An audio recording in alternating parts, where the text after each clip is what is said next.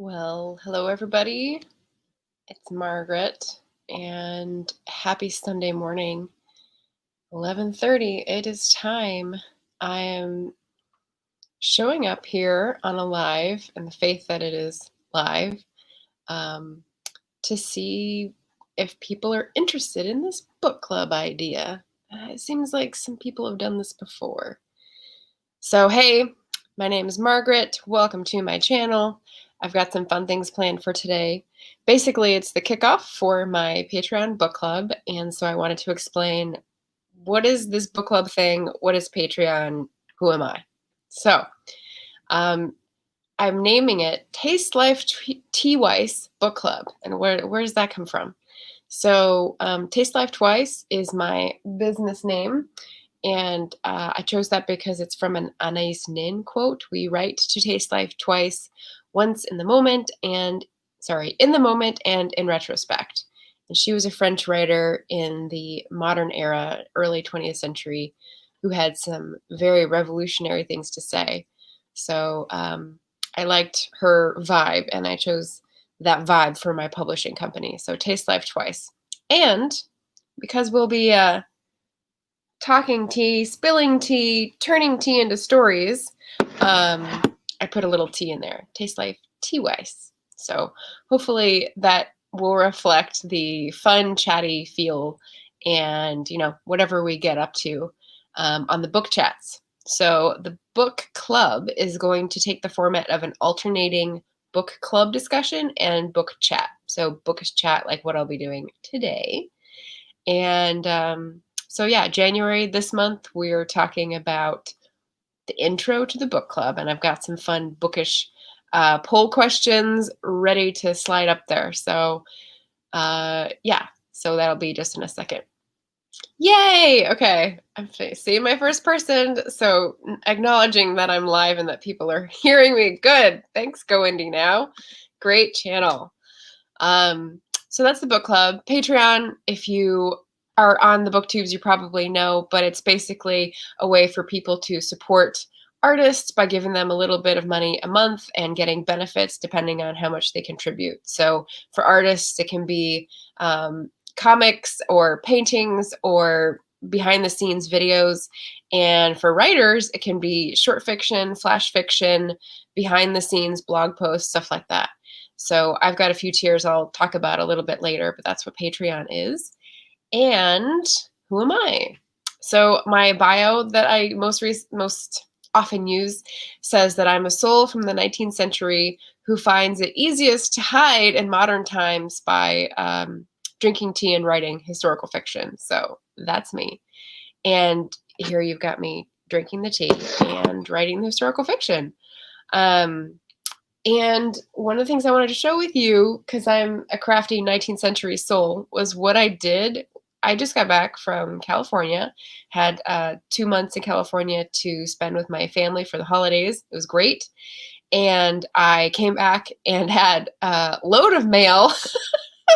I had the second batch of mail that was my 2 months away when I got home, and my box was full. So I'm very glad that I had a friend, Allison, pick it up halfway through the time that I was gone, so that it didn't overflow and the mail people get mad at me. So I took the letters that I got, the Christmas cards. I'm a big letter writer, again, 19th century soul. And I didn't want to chop up the cards yet. I'm going to display them some way around the house to sort of warm my January. But I took the envelopes and made them into this like collage. So I'll put it up close here. I basically cut out the non-identifying details. So it's the stamps and the cancellations from where they came, and, the stickers that I added and a little bit here and there that's just sort of fun. But I thought this was like a fun way to commemorate a season of warmth and, sharing communication long distance from all the people that I know and value and cherish. And so I made it into a collage.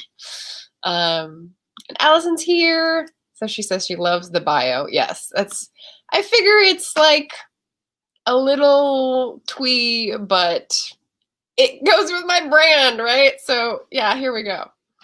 Warning, there may be Newsies references later. So yes. All right, so that's what I did that indicates I'm a 19th century soul. So back to the task at hand. Yes, I have Daria stuff on here. So Go and Do Now says, that's so cool, thank you. And yeah, I did order special Daria stickers before Christmas. So if you're a fan, there's Daria here. There's a quote here that says, I'm overcome with emotion. Those may sneak in later on the Patreon postcard, so watch out.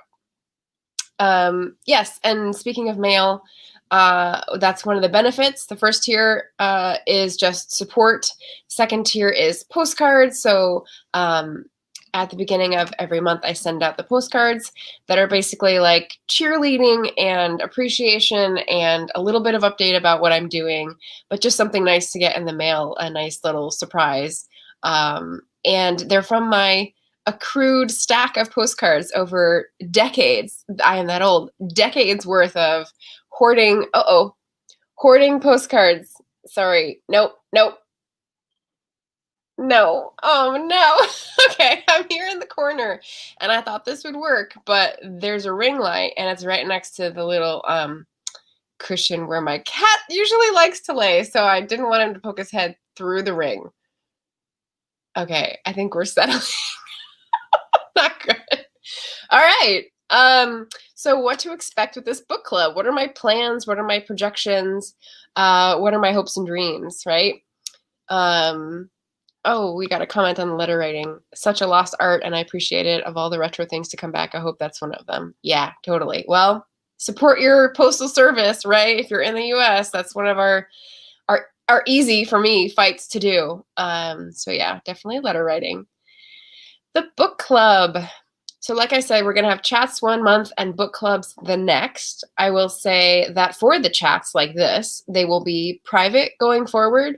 So, you know, they're going to be just for the patrons, but I wanted to intro it here and showcase it for you guys and have a little bit of like dangling example of what I'm offering people over on Patreon.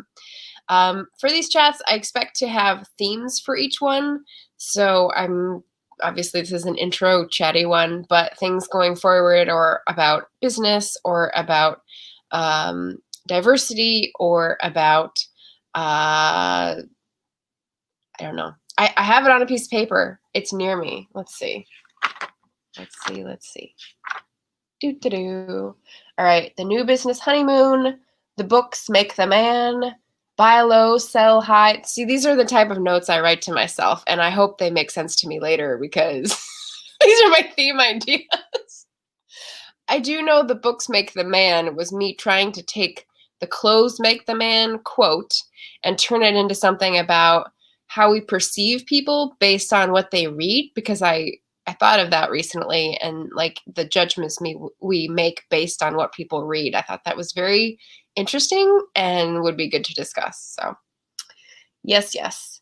So that's for themes. I want to have guest speakers. So for different topics about business industry, book cycle stuff, I want to bring in a bookseller. And I know the booksellers I know are kind of shy of the camera, but I know at least one who isn't. So hopefully I'll get Mary on the show. She's very active and great on camera. So we'll see if I can twist her arm into coming on to the Patreon book chat.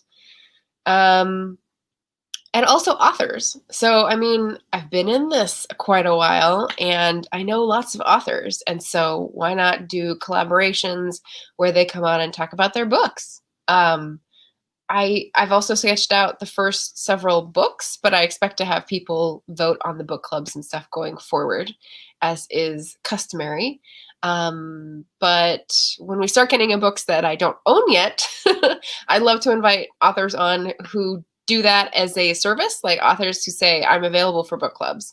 I've always wanted to do that. So people from around the world, from different genres, all different sorts, would love to get people in to talk about their books with other people who've read it. That'd be really cool. Like, I love the concept.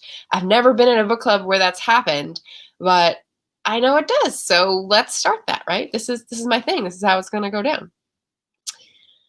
All right, so the chats I just explained and the book club, like I said, will also be private going forward. It'll just be an unlisted video on the YouTubes.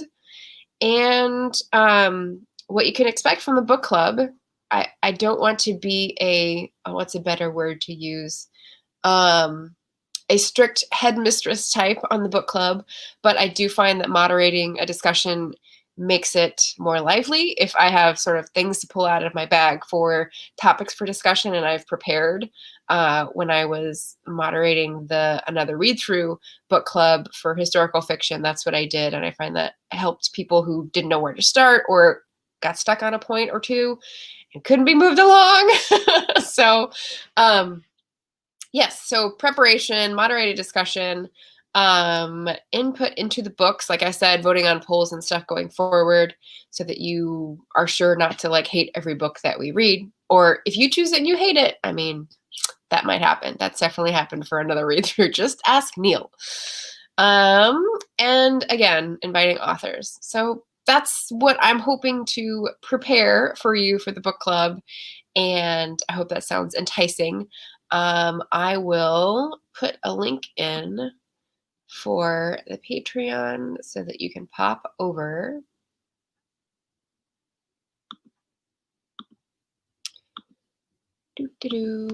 Right there. And I'm allowed to do that. I was on Sandy's live just yesterday, and someone was trying to put a link into another video in the chat, but when you're an observer, you can't. It's only the big mucky muck over here who can put in links in the chat. Woohoo! Such privileges, yes. Yay! Add in other authors for the book club. Yeah. So the first one I'm doing, in case you're wondering, is Survival Math by Mitchell S. Jackson. He's a bigwig now in the past few years, and he's a Portland born and bred. Like, he grew up here, but now he lives in New York because, like I said, he's a bigwig. So, yes, I got that book last summer, 2 summers ago. It's been a while, and I started reading it, and I got like 40, 50, 60 pages in, and just sort of was like trudging through it a little bit, so I put it aside. So it's the perfect book for for discussing with a group because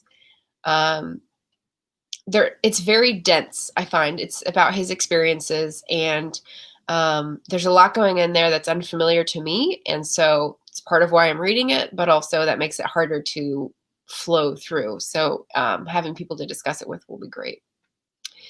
And Nicole is here. Great. Hi, Nicole.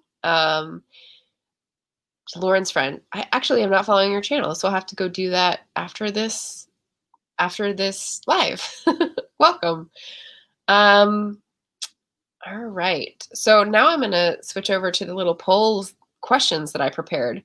Before I share that screen, I wanted to let you know that I, on YouTube, am close to 200 subscribers, if not at it. I've been one away for like 2 days, so I'm waiting to hit that marker.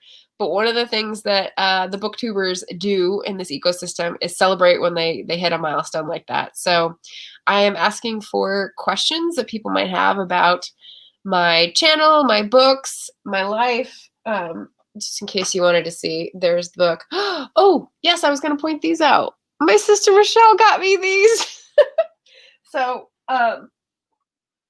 I asked for non-Amazon gifts for Christmas, and Michelle found these. Well, I put them up from Etsy, so yay! They're my book on an earring, which is perfect. So, yes. So, ask me questions about anything. I will screen as I want to, but I'll be doing that. I'll be putting up that video on Wednesday, so it's actually a pretty quick turnaround. I will direct you to the last video that I posted. I'm not going to post the link, so it should be pretty easy to find since you're already on this page. It might even be over to the right of your screen. Is that the right of your screen? I can't tell. I'm pointing left, and the video mirroring me looks like I'm pointing right. So someone tell me if I'm processing this mathematically correctly. Presentation slides. Ready? All right. So, the question for you is, what is the first book you remember reading? This is something that's going to get at our book background. So I made these cute little slides on Canva. Oh, okay. Let's see if I can push this up. Lauren and I are actually sisters, actually Irish twins. Irish twins. Does everyone know what that means? That means that you're born like within a year and a half apart because your Irish family has lots of children. I'm familiar with that. Cool. Okay, so Nicole and her sisters. Nice. First book you remember reading. So it can be one that you remember having read to you as well. I have the little toddler on there. And I just reorganized my bookshelf in my bedroom and the one in the hallway. It was a 2-day project because I was looking for books to plan for readathons and read my own bookshelf, because that's a thing as well. And so I found my favorite shelf of like the very few children's books that I've kept. And there's one called The Jolly Postman. Shout out if you've ever seen this, seen this book and enjoyed it as a kid. I definitely remember either fighting over it or like loving on it so much that the little pockets that had the envelopes and the letters that come out of them were ripped, and it was like tragedy. So I totally remember like how precious that book was because it was delicate. So I would love to hear the first book you remember reading or having read to you. There's a lot I don't remember as a kid. I probably get 11, 12 before I like remember much, except in a few highlighted scenes.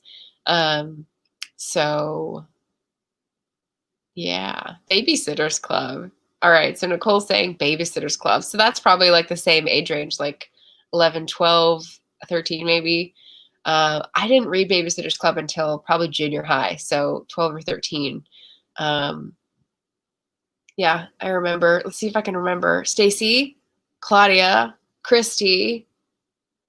I think there's like 2 more. I don't remember, but those are the cool ones that I remember. The babysitters. That was fun. Oh, okay. Allison says the Winnie the Pooh stories, which might have been called The 100-Acre Wood. Nice. Nice. I remember the illustrations for that, but I didn't read those until I was older. I'm trying to remember if I had like a stuffed Pooh or anything. I don't think those were really commercialized or in my house growing up. So yeah, different. Cool.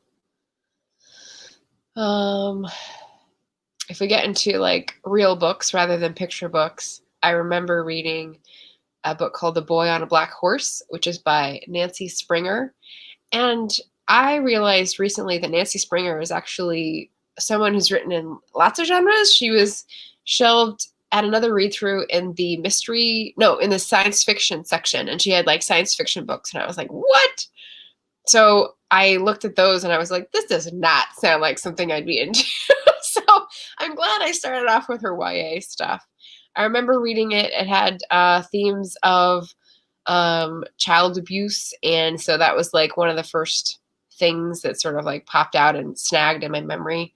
But it also had horses, and I was huge into horses. Horse crazy girl. So yeah, that was a twofer.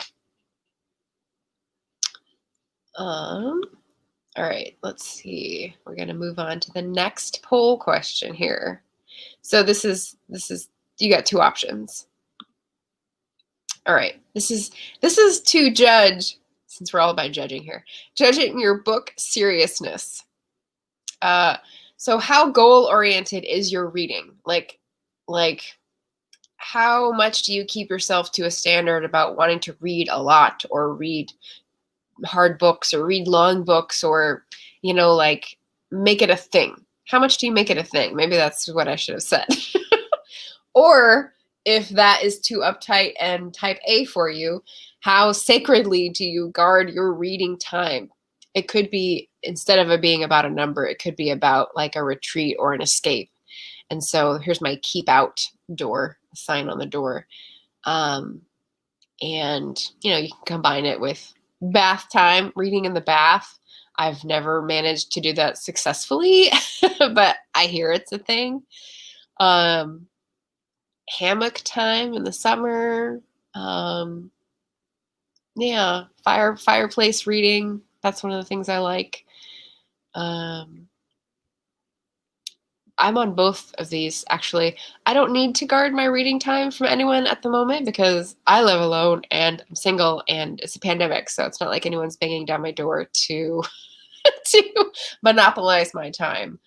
I guess the balance would be work time versus pleasure time, and there's a gray space there because at this point, when I'm spending a lot of time reading and researching, how much of that reading is work and how much of it is pleasure. Well, I'm reading Priory of the Orange Tree at the moment, and that book is a monster of a fantasy read that I just thought was going to be really good. I'd heard great things. Another read through science fiction fantasy group read it a couple months ago, and as I said in the Patreon post, Neil recorded the discussion for me. So even though I was late, I had ordered it, and so I'm going to go watch that recording afterwards to see if I line up with what the group thought, because it's a very smart group. So that was fun. And that's not work. So that was my original point, is that Priory of the Orange Tree is definitely just escape, and maybe a little bit about diversity reading, which is self-improvement, because there's LGBT representation in it. It's also said to be just really well written and well plotted. So it's always good to get outside of your reading genre when you are writing. Just it's good to fertilize with different strains, as it were. It's a terrible biology metaphor. Never mind. Nicole is saying she usually reads in the morning when no one's up or late at night, and tries to balance between reading and writing. Yeah, that's good, because you have both that are passion projects, I'm guessing. And yeah, you do have to choose. One of the things I really had interesting time deciding between was that when I was running, this is in the way back, when I was running for fitness, and I would get up and that would be my best time to run, it was also my best time to write. And so I was like, which is more important today? And feeling guilty for not doing the other one whenever I chose. So it was not a good situation. And now I do neither. Not first thing in the morning. At least in the pandemic times, first thing in the morning is like, what is it? It's sometimes it's the cat litter box, sometimes it's drinking water, sometimes it's making a cup of tea. Often it's checking my phone, unfortunately. So yeah. And Allison's book goal is to maintain fewer than 9 with bookmarks. Nice. Yeah, someone I know just put up a poll about how many books you read at once, and it was like 1, 2 to 3, 3 to 4, 4 plus, and I was like, wow, that's a lot at once. I guess I'm like 3 to 4 for actually reading, but putting aside, like, I'll put aside books for months. So I've got I've got Reading in Bed by Brian Doyle on the side of my bed for emergencies. I've got The Skinned Bird by Chelsea Biondolillo, which is sad and hard to take, so I have to take in little pieces. I had Survival Math that I started and was like, this is not going for me. I'm gonna wait till later. So I don't know. It's the public facing part when you say you're reading it on Goodreads or whatever, and it's just not being read. I don't really think that matters. But bookmarks, that's a good measure, I suppose. Yeah, probably still about 3. Beautifully Bookish Bethany is another channel on here who's very organized and is doing this like full time, I think. And she says that she has an audiobook on the go, as she calls it, and an ebook on the go and a physical book on the go. I thought, oh, well, you just sort of bop between them, and that seems pretty cool. I was kind of doing that over the holiday break, but I'm not a big ebook reader, so it has to be what it usually is it's friends' books that I'm reading on ebook because that's the cheapest way to buy them and review them or, be able to say something about them. So, yeah. And then I'm on the computer more time. So, but nine books. All right. No shame, no judgment on this issue. All things are good. Just interested in knowing what the audience thinks. Let me try. Okay, let's do that instead. I like watching myself more. No, I don't know. We're trying a different thing. Let's see. I'm gonna change out the mugs here and show off my other mug. This is from Scotland. I got it in Dunoon. It's a famous mug company. Ooh, and I've got oolong in it this morning. And I'm trying not to be, wigging out about using this mug because it's like the prettiest one. And I feel like the more I use it, the more the silver will like flake off. So I don't use it often. And it's in the corner of the counter. And when I picked it up to use it this morning, there was like a centipede and dust and stuff in there. And I was like, I was just living on my counter rent free. Great. So anyway, now it's got delicious oolong that Allison gifted me. So I popped it open in celebration this morning. So thank you. I think I'll try steeping it longer next time because this is 5 minutes like it says, but it's a little weak. So I'm gonna put some more in there or leave it steep longer. But I do like the oolong. Nicole saying that's a lot, Allison. I read 3 to 4 books at a time, some audios, some ebooks. Very cool. All right, so our next question for the audience: what is your typical book life cycle from acquisition to unhaul? And this is a little bit more of an involved answer, but I'll explain what I mean.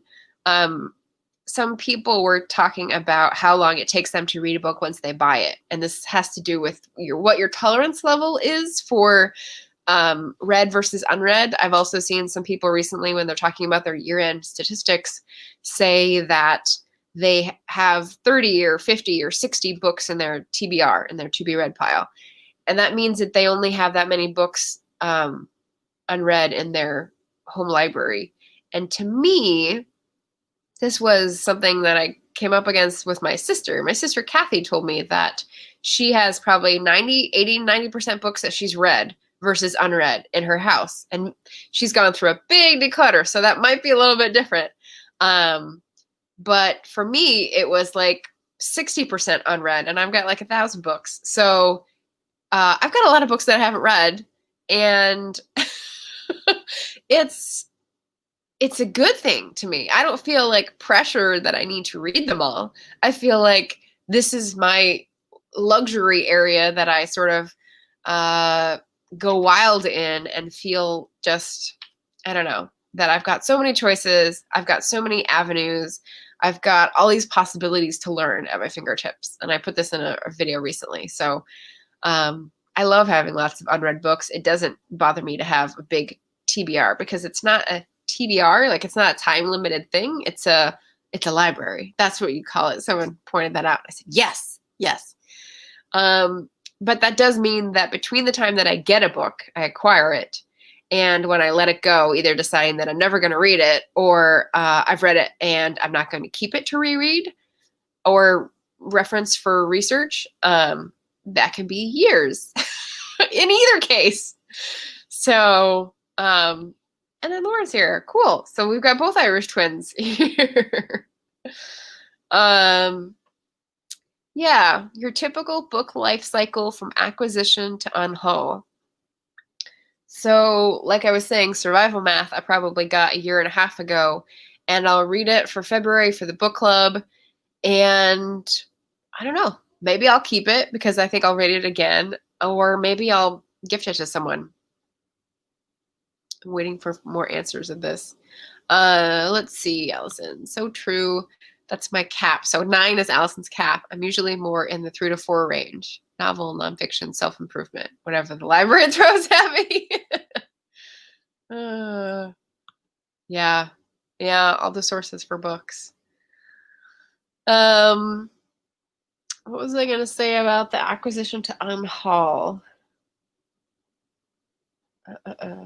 Well, now I've lost my train of thought because of the comments, but that's fine. And now you also get to see how many ums I edit out of my videos online because they're going to all be in this one. Seriously, I have a lot of us and so, and those are like my 3 no words. I gotta stop using them. So I'll just stare at the camera whenever I want to say or and.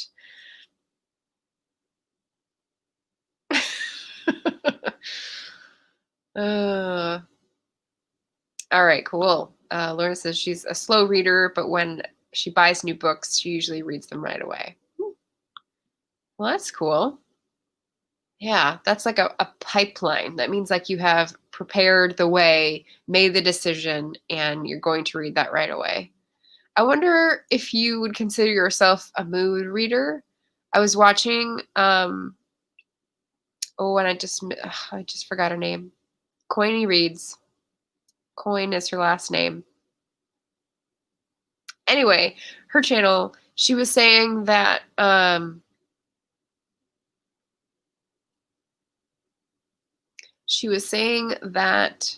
she's a mood reader, but she buys a book when she wants to read it for the mood she's in. So if she has a lot of backlists or she has a lot of books that she needs to read, she feels constricted because she shouldn't be buying. And there's another case of the shoulds. So all bad all around. Yeah. So Laura says, yes, she is a mood reader. Huh.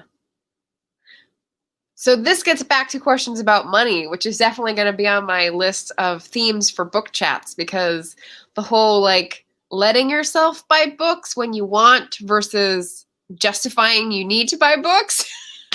that's a whole nother discussion I want to have. So yeah, it's interesting. The video that I put up this morning on book giving actually goes into that. One of the questions, it's a tag by Taking Tea with Catherine, another tea lover. And she says, or she asks if you consider buying books for yourself as a gift. And I don't really get gifts for myself. I guess that's what a splurge is. That's the definition of a splurge. But it's only when I know I'm not supposed to buy books because I'm on like a ban, and I do, that I consider it a gift, because then it's usually like, as some people say, retail therapy, or it's like, it's because I don't know, I need something different.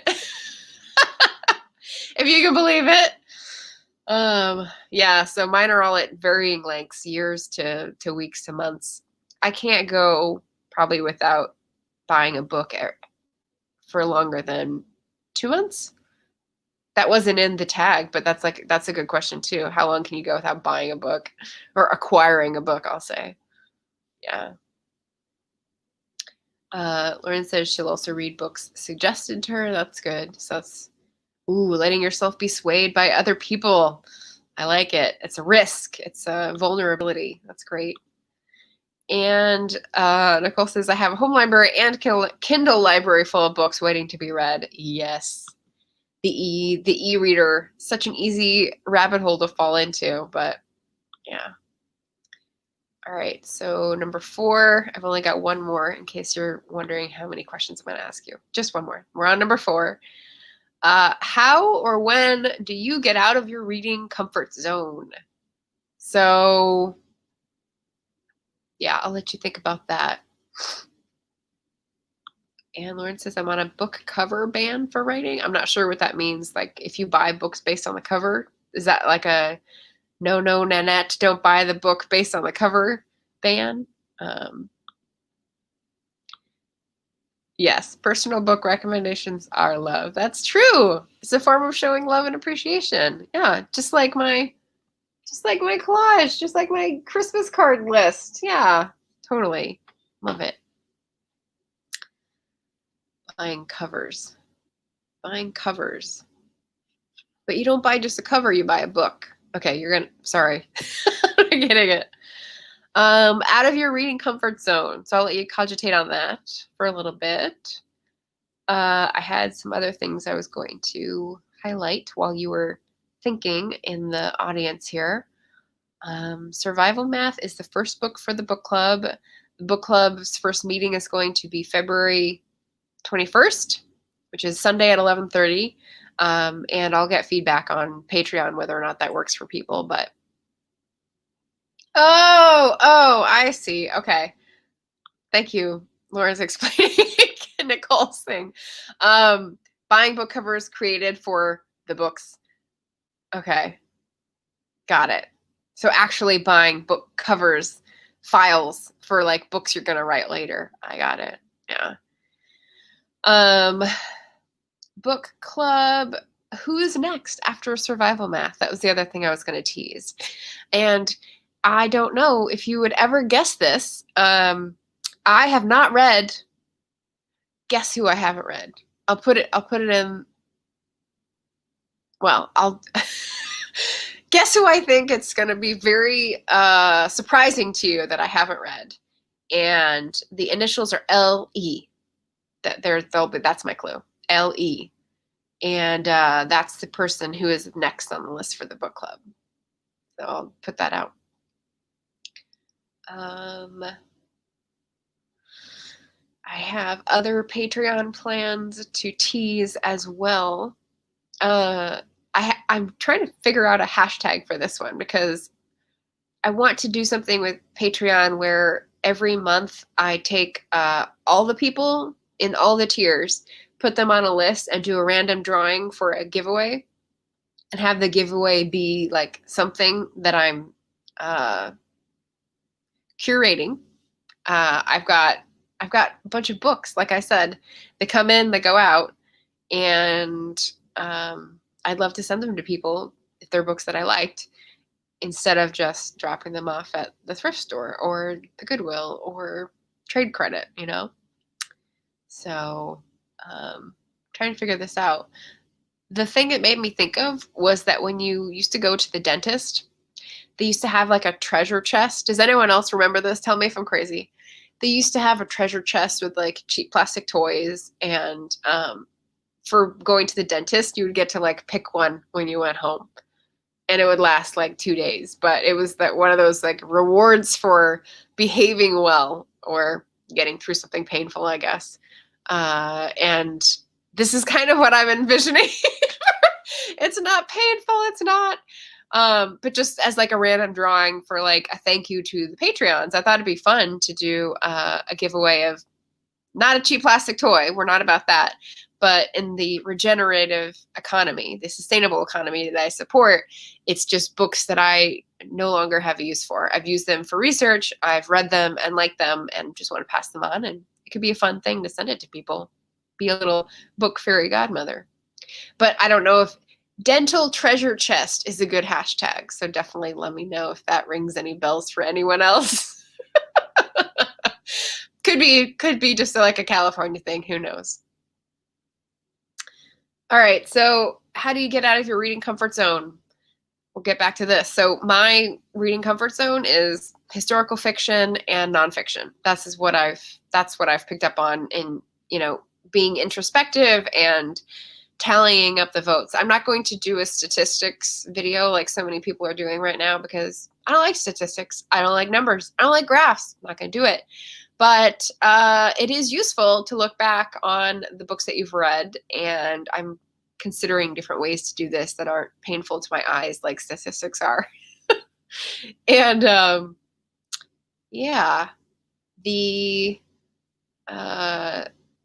are the two biggest genres I read, and not a lot of new books, because if you're going to get new books, they're going to be hardcover and they're going to be $25 to $30, and that's too much to spend on a book.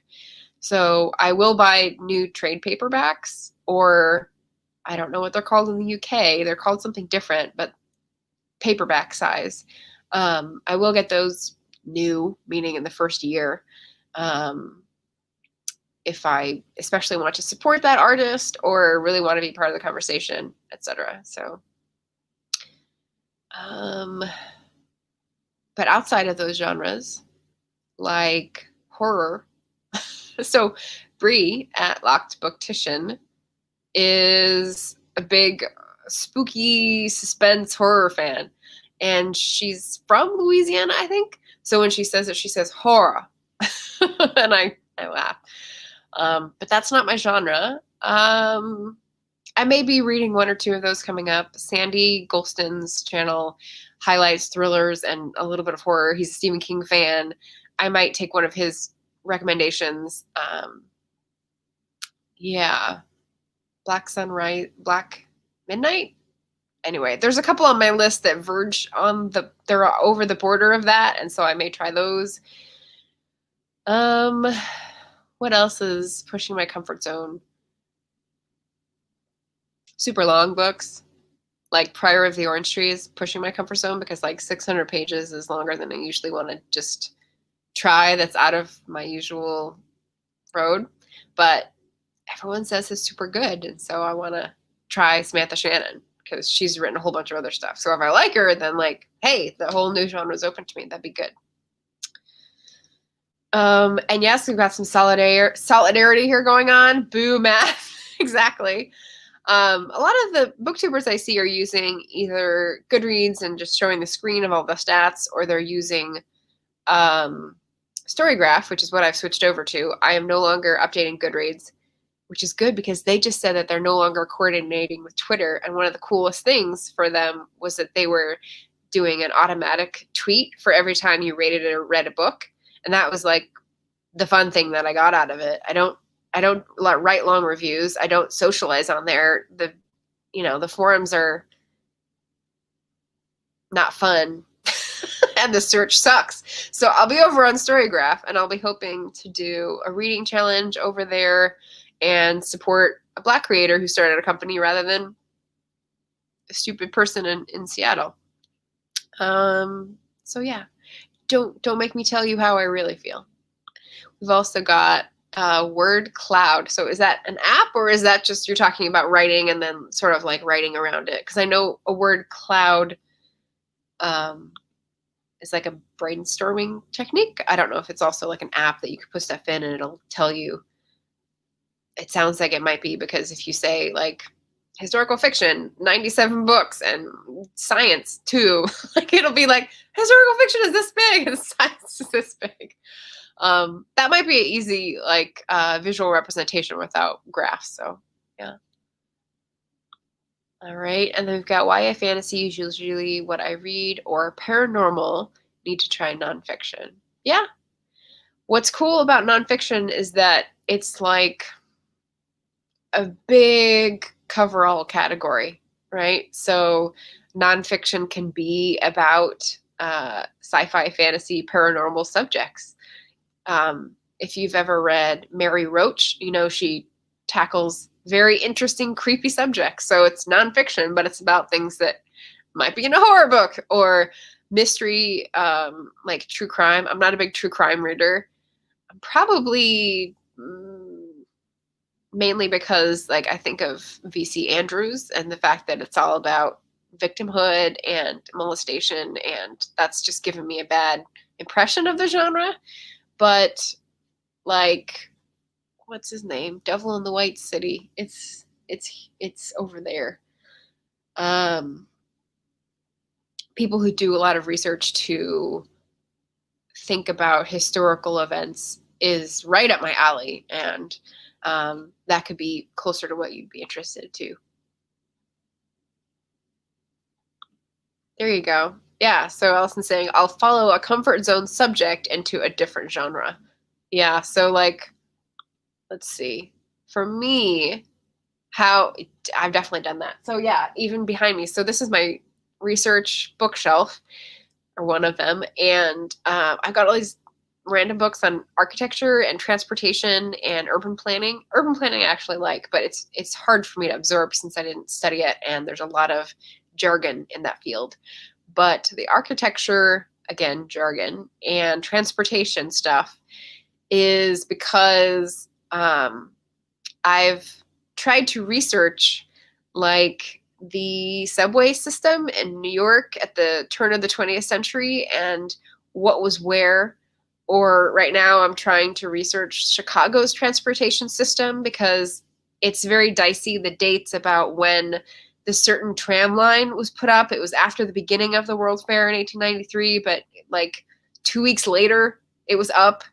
And so I'm like, okay, so this person's getting to work at the fair. What is she going to take from this place to this place? Was it up yet? And so, yeah, it gets complicated. And I'll follow that subject right into, really nerdy transportation discussions about, oh my gosh, this is what engineers were doing to get underground tunnels below not the East River, what's the other river outside Manhattan called?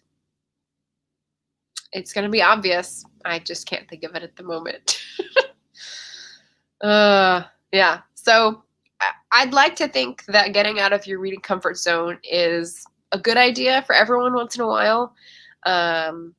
Reading is good as an escape, as a retreat, but it also should help you learn and grow. So those are my thoughts. And then our last poll question as we round up the hour here is book preferences. We got new or old, easy or challenging, intentional or random. So when you go to pick up your next book, what goes through your mind in your process? What helps you decide? So we've already weighed in a little bit on new versus old. Let's see.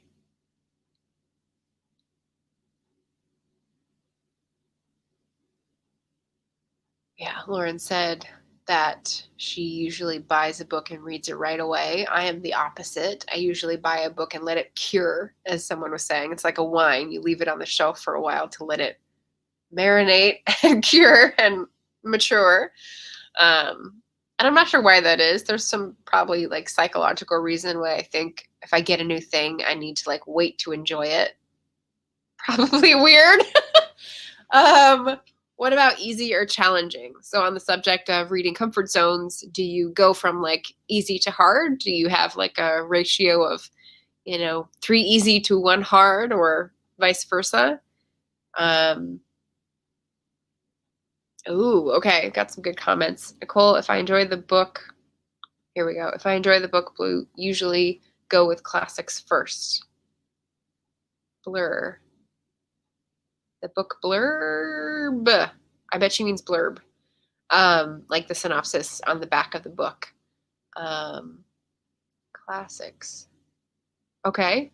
So you pick a classic because it's on everyone's sort of bucket list of like reading Moby Dick or reading, as Jim Holroyd just did, reading Little Dorrit or Dombey and Son or one of those huge Dickens classics.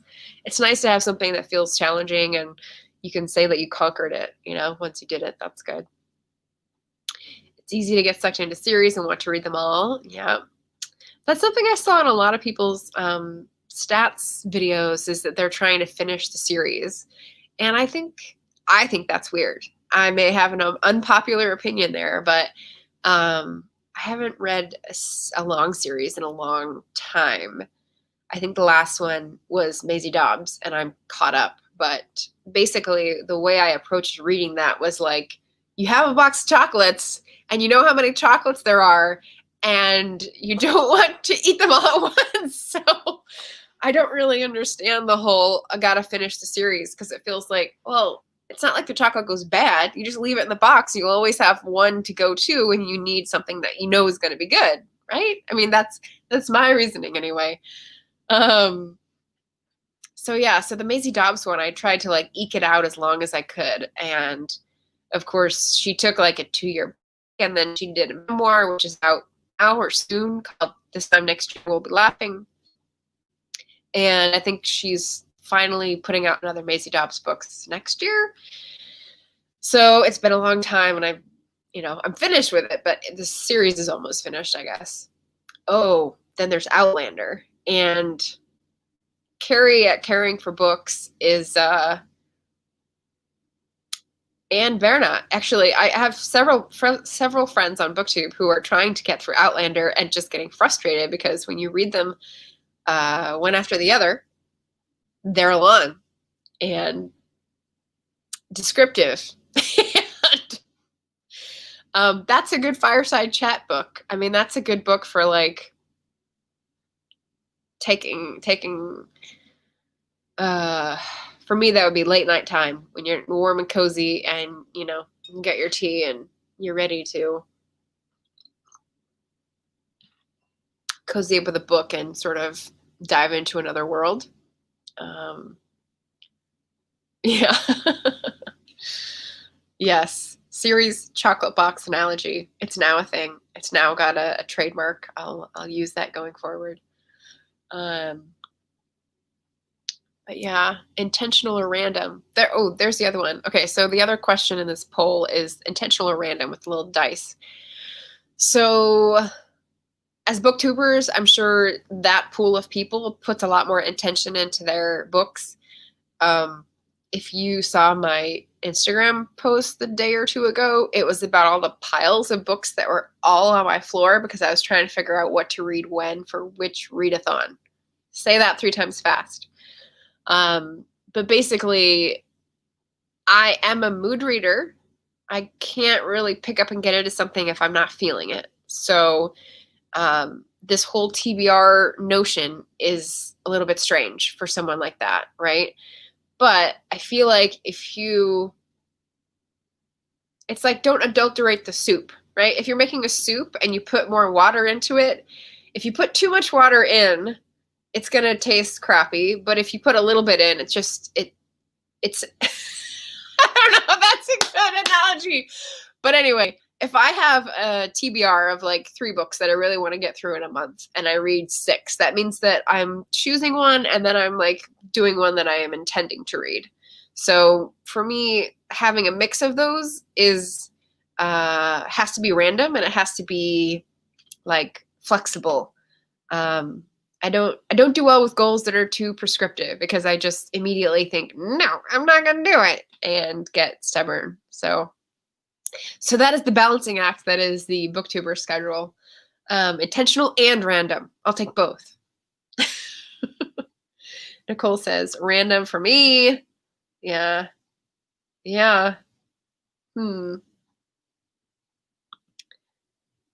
I guess that will work if you're doing a readathon that's like choose a book with this in its title, because then you can randomly buy it or pick it from your library. But if you're doing a read along, like Middle of the Book March is doing with Karen Evans and others for These Truths by Jill Lepore, that seems like a really great one, by the way. You're all going to be reading the same book in little pieces. Or if you're doing a buddy read, like you have to commit to that person that you're going to read the book at this time and usually talk about it. And so that's when I do well, actually, when the commitment is to someone else. Another little psychological fill up for you is, when I commit to someone else to do something, I feel good about completing it. But when I tell myself I have to do something, I skitter away from it and procrastinate and end up denying, a wall of denial. Yeah, so intentional and random. Allison says, intentional, randomized through the library holds queue. Oh, I see. So yes, what you do is you intend to read certain books, but when you get them is random. And so there's a little bit of like fate's hand in the mix. That's fun. And Nicole says she's doing a Grimm fairy tale readathon on Twitter. That's cool. So there, I guess you can be a mood reader by choosing which fairy tale to choose. That makes sense. It's a little bit of flexibility in the readathon. And then Lauren says, mentioned Storygraph. Is it like Goodreads? Yes, but better. So, last September, I guess, is when I heard about this, and I've been straddling Goodreads and Storygraph for these past 4 months because I have not wanted to use Goodreads because it's owned by Amazon and they do so little for the people on that platform. It's hard to search, it's hard to make changes, it's hard to engage in the forums in any meaningful way. And it's just like crappy that they don't do anything for their consumers.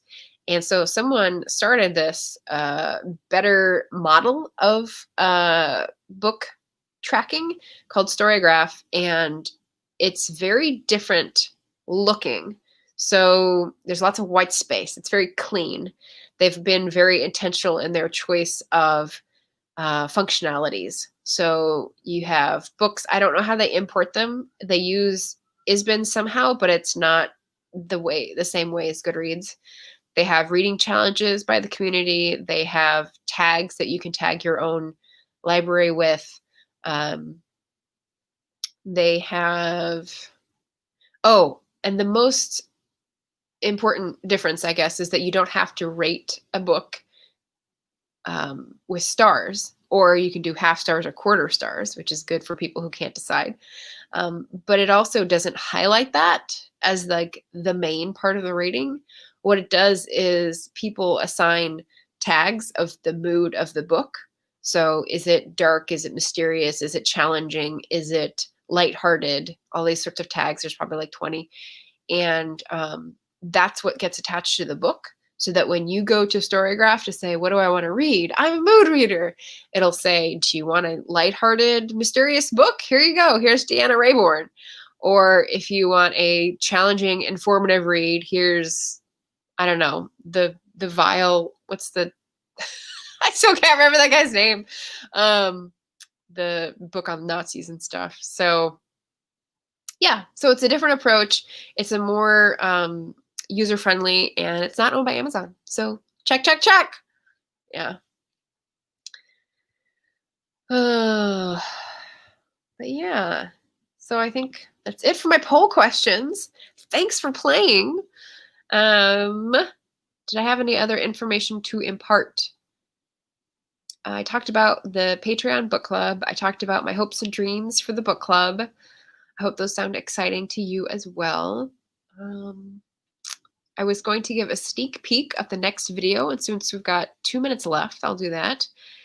As I said, I'm close to 200 subscribers, which means in this BookTube land, people celebrate those milestones with a Q&A session or a giveaway. And so Wednesday's video is going to be answering your questions. So if you have them, write them in. I'll take them on this video and the last video when I originally called for them, and I'll try to make an entertaining video on Wednesday. The other thing that's going to happen in Wednesday's video is an announcement of a readathon. Oh, and did anyone guess the author whose initials are LE, who's going to be after Survival Math? So February, March, April. Who's our April book pick for the book club? Anybody, anybody? Last chance, last chance.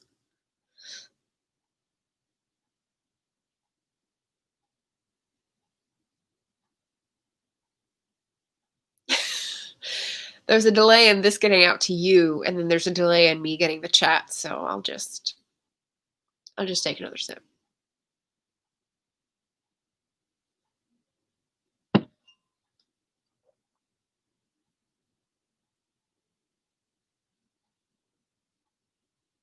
All right, no guesses. No guesses. It was put into my head because of Indigathon and the fact that I don't want to have Indigathon and Indigenous reads only be on my reading schedule in November. So I'm spreading them out through the year. And I'm going to be reading Louise Erdrich. She is a giant in the field of Indigenous authors, and I have Love Medicine. That just happens to be the first book, so that's my random pick for Read Your Own Shelf that I'll be hopefully reading with other people and discussing in April. So hopefully that's fun for people. Well, that was my sneak peek, and I hope you're excited about this book club as I am. The readathon, I have so many things happening at once that I'm tripping over myself in excitement to give them to you. But the announcement of the readathon on Wednesday's video will be very exciting. And yes, once I get this Patreon book club up and running, that'll be the next like big thing I'm moving. So if people want to help with that, please check in and see if it's up your alley. But there we are. Thanks for being here and attending the live, and feel free to leave comments after if you want to respond to anything I had to say or correct me with anything, or pistols at dawn. I'll take it. Thanks for coming by. Thanks to my Patreons who I will see for the book club chat on February 21st. And yeah, thanks everybody. Have a great rest of your weekend and stay safe.